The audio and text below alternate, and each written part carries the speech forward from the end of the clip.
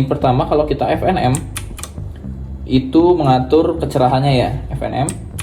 Nah, ini redup level 2, level 3, level 4. Halo semua, jumpa lagi di GMRC Channel. Dan setelah sekian lama ya gue nggak upload, dan kali ini gue akan men-unboxing dan sedikit mereview.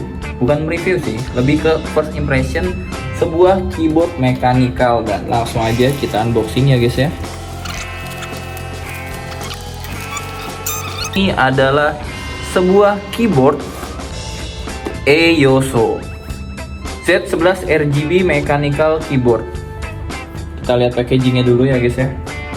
Nah, di sini ada label RGB dan switch plug cable. Untuk switchnya dia pakai blue switch. Kita lihat bagian belakangnya dan seperti ini tampilannya. Brand Cina sih, ada tulisan Cina-Cinanya ya. Dan langsung aja ya kita unboxing. Perlahan tapi pasti.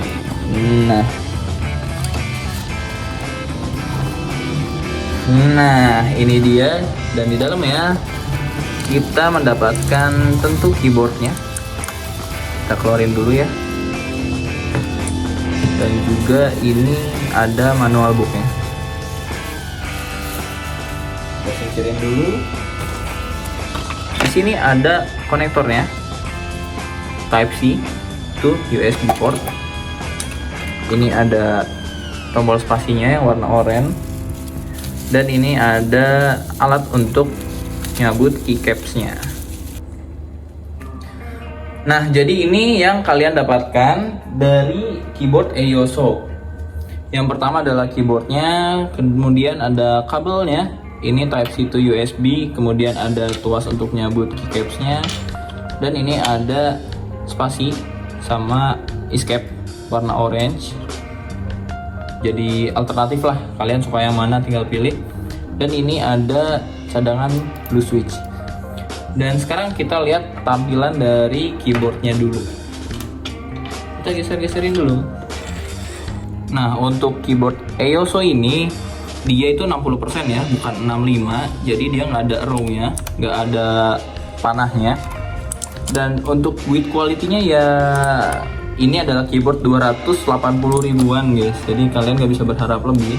Dan untuk build quality dari si tombolnya sih cukup rapih, tapi ya kalian feelingnya nggak ngerasa megang keyboard mahal aja. Satu-satunya alasan kenapa gue pilih keyboard ini adalah karena untuk lampu RGB-nya dia bisa di custom satu warna, atau kita custom sesuai kemauan kita lah. Nanti kita coba ya.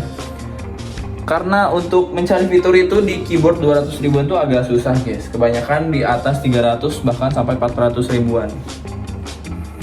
Ini karena gue butuh keyboard untuk sekedar kerja, bikin laporan atau ngedit dikit. Ini adalah keyboard yang cocok lah menurut gue ya, yang paling cocok untuk gue. Tapi nanti kita coba dulu ya untuk fitur-fitur dan impresi saat menggunakan keyboard ini. Oke, sekarang kita akan coba mengaplikasikan penggunaan dari keyboard EOSO ini.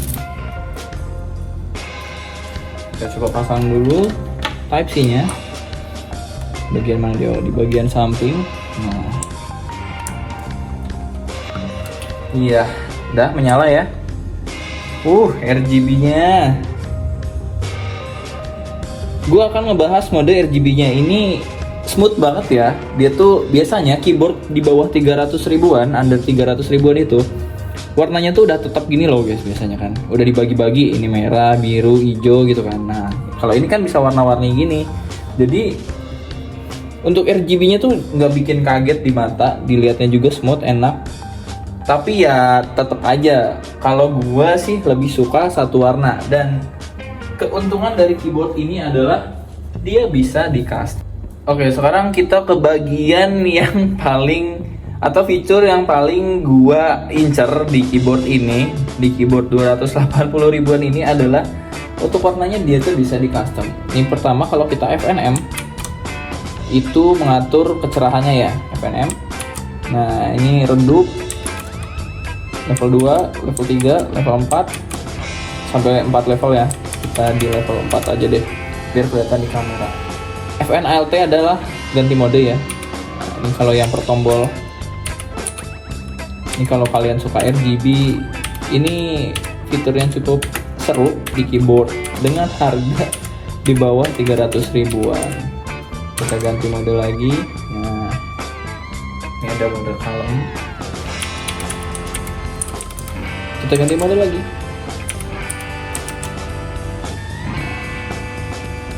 Masih kayak gini. Dan ini untuk yang satu warna. Untuk warna stay kita ganti ya.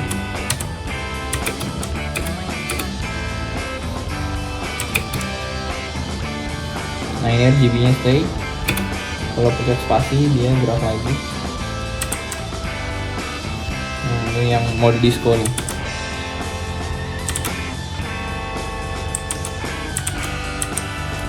Begitu untuk permainan warna atau backlight dari si keyboardnya.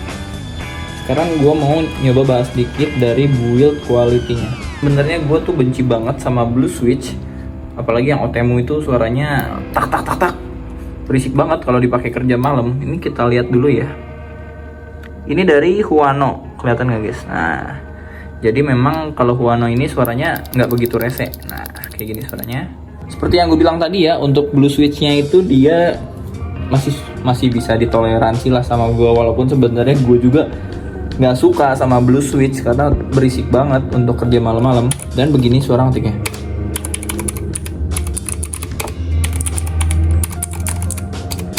Untuk desain ya seperti pada umumnya ya, dia bener-bener simple banget dan dia sedikit naik ya derajatnya dari bawah ke atas. Jadi harusnya sih nggak usah pakai dudukan lagi, udah enak. Tapi tetap ada ininya kok. Nah, tetap ada engselnya dia kalau pengen makin tinggi lagi. Oke, kali ini kita masuk ke bagian typing test. Gimana impresi menggunakan sebuah keyboard EOSO Z11, keyboard dengan harga di bawah 300 ribu yang punya feature custom lampu RGB atau mengubah-ubah warna lampunya sesuai kemauan kita. Dan setahu gua, selama gua mencari sih, satu-satunya keyboard di bawah 300 ribu yang punya feature itu ya keyboard ini. Yang lain tuh di atas 300 ribu biasanya. Ada Game Titan 5, itu setahu gua yang tipe RGB juga itu di atas 300 ribuan. Dan di typing test ini biasanya kita bisa membedakan feeling menggunakan keyboard murah, keyboard mid class, dan juga high end. Jadi karena ini termasuk keyboard murah kategorinya, gue nggak berharap banyak. Dan langsung aja ya kita coba typing test biar kalian bisa dengar juga nih gimana Blue Switch-nya dari keyboard ini. 1, 2, 3.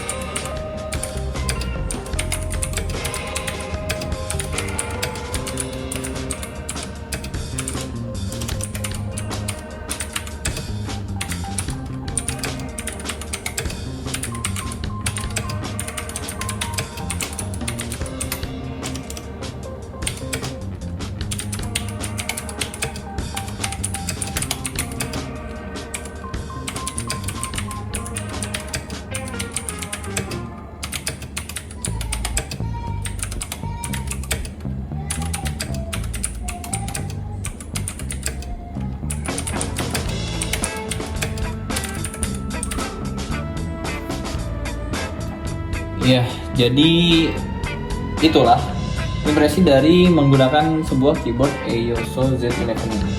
Gue bakal jelasin dulu gimana rasanya dan abaikan aja ini jelek ya skill gue.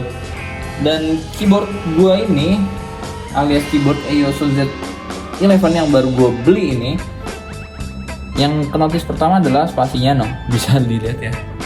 Nah, yang kan stabilizernya jelek. Dan untuk bagian keycap lain juga sama,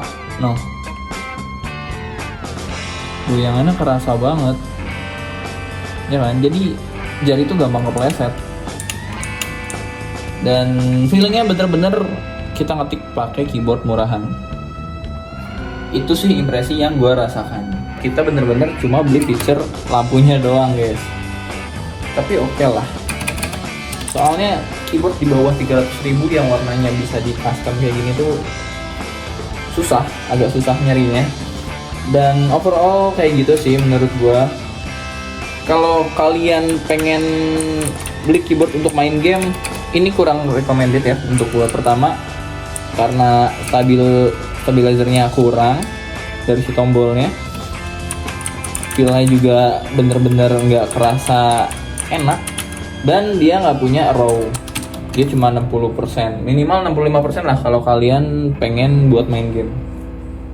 Ini cocoknya untuk kerja aja guys, bikin Word atau Excel gitu-gitulah. Yaudah, mungkin gitu aja video kali ini. Ini juga karena mumpung gue lagi beli keyboard aja sih konten. Ya udah, makasih untuk yang udah nonton. Bye bye.